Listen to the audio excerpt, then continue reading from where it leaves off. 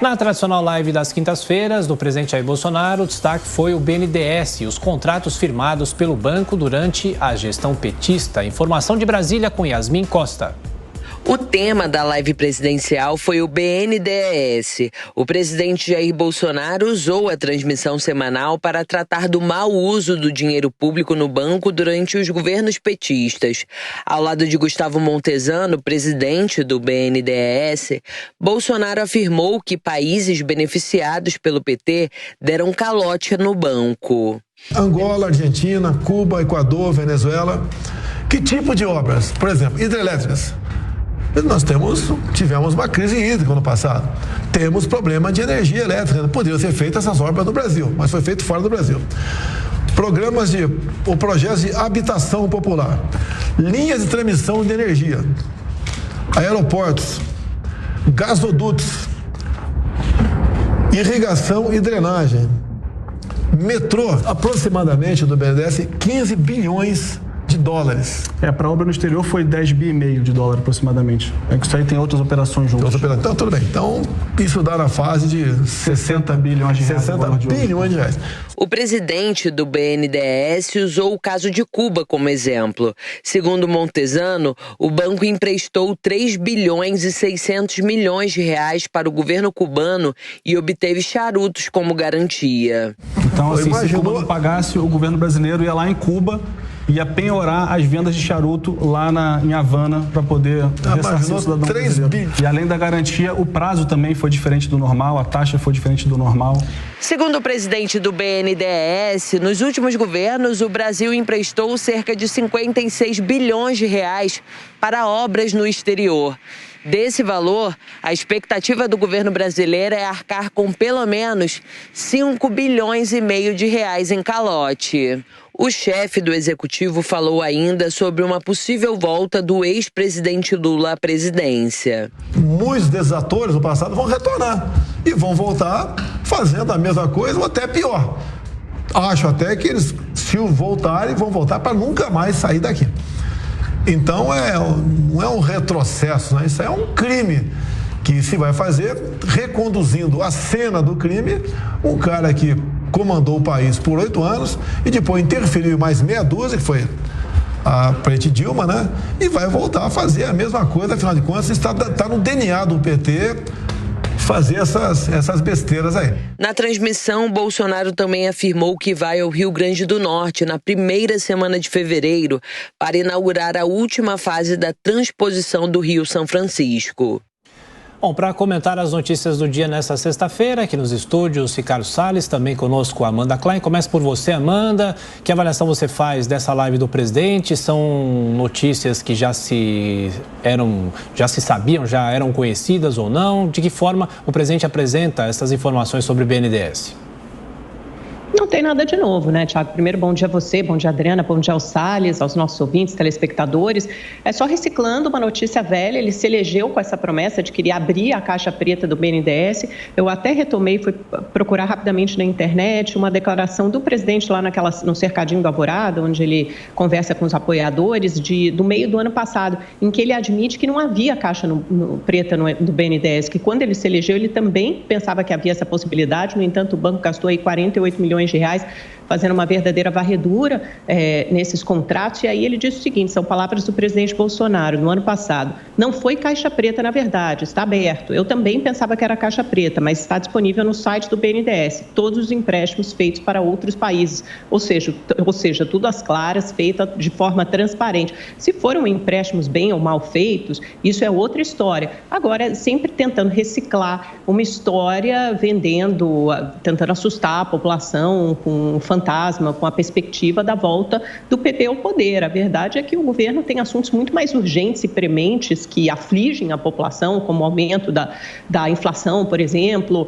essa paradeira pasmaceira geral da economia que deve crescer apenas 0,3% nesse ano. É com esse pensamento que o eleitor vai votar, é pensando no preço da gasolina, no combustível, no botijão de gás, no preço dos alimentos, não é pensando em empréstimo para Venezuela, Cuba. Talvez isso faça sentido para o público das lives semanais do presidente, que é um público muito ideológico. Mas para o brasileiro médio, para as pessoas que estão preocupadas com problemas do dia a dia, isso não faz o menor sentido. Não é isso que vai conseguir com que o presidente Bolsonaro amplie seu eleitorado e ganhe essa eleição. Salles, foram todas notícias velhas, nada de novo. Os valores envolvidos nas possíveis fraudes são astronômicos, bilhões de reais do dinheiro do povo brasileiro.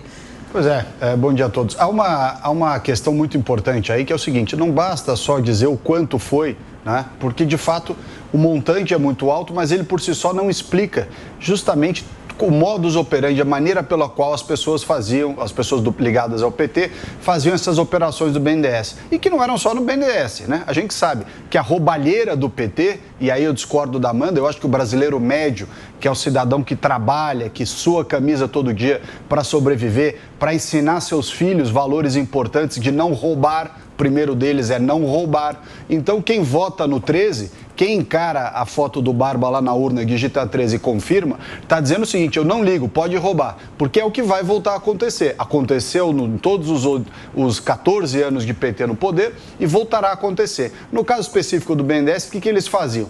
Disfarçavam de operações legalizadas, operações que eram absolutamente imorais. Você colocar dinheiro lá fora para financiar obras de infraestrutura num país e deixar o Brasil sem infraestrutura é sim uma imoralidade. E mais do que isso, a roubalheira estava no seguinte: quem ia prestar o serviço lá fora das construções, da hidrelétrica, do porto de não sei aonde, eram as empreiteiras brasileiras que davam propina, ou seja, davam rebate para os petistas aqui dentro. Então não é que o contrato em si é o problema, o contrato é imoral. Mas, para além do contrato imoral, a roubalheira estava lá fora, igual a que eles faziam aqui dentro. A pessoa colocava as empreiteiras para roubar aqui dentro e punha as empreiteiras para roubar lá fora também. E eu duvido que nessas eleições, foi o que a Amanda tocou aqui na questão da eleição, e eu duvido que nessas eleições o brasileiro decente encare o Barba na urna, digite 13 e confirma. É impossível uma pessoa que tem vergonha na cara, que ensina os filhos a não roubar, que trabalha duro, aceitar que volte para o poder um grupo que está roubando. Roubou durante 16 anos ou 14 anos e deixou para o Brasil um legado de destruição das instituições públicas. Olha, quem está deixando um legado de destruição das instituições e ataques e ameaças à democracia é o governo Bolsonaro. E é isso que mostram claramente as pesquisas. Hoje, se o primeiro turno fosse hoje, o presidente Lula poderia estar praticamente eleito. Ontem, uma pesquisa IPESP divulgou que ele tem 44% das intenções de voto no primeiro turno contra 24% do presidente Bolsonaro. Uma diferença grande também no segundo turno, ele seria largamente eleito, aliás, contra qualquer outro candidato. Então, é preciso se perguntar o que o governo Bolsonaro tem feito de errado, e aí fazer uma autocrítica e uma crítica decente, honesta, aberta, para que não tenha a maioria das intenções de voto. Pelo contrário, para que esteja penando agora para chegar ao segundo turno e não deixar nenhum outro candidato da terceira via, que tenha eventualmente mais chance de bater o PT no segundo turno, tome o lugar do presidente Bolsonaro.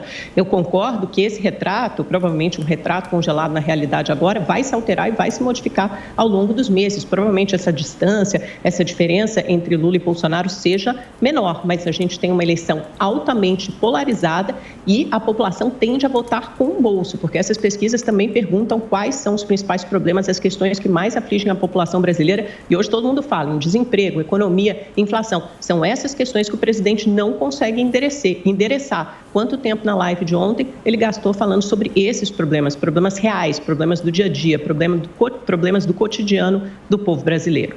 Olha, deixa eu dizer uma coisa aqui. Primeiro, a culpa da economia não estar boa é da pandemia internacional e da forma pela qual governadores e prefeitos lidaram com a pandemia. Né? Foram autorizados a autonomia de decidir se iam fechar ou não. Fizeram o fecha tudo, a economia a gente vê depois, a gente está vendo agora depois o que aconteceu. Não foi graças ao presidente Bolsonaro, não. O presidente Bolsonaro fez autonomia do Banco Central, a Lei de Liberdade Econômica, uma série de medidas em meio à pandemia, coisa que outros países não fizeram. Então, essa é uma questão que tem que ser dita. Quando o presidente mostra o que foi de roubalheira no governo do PT, é porque as pessoas, o brasileiro médio, que você citou na sua fala, sabe muito bem diferenciar um governo decente de um governo ladrão. E isso daí ele vai fazer no final do ano.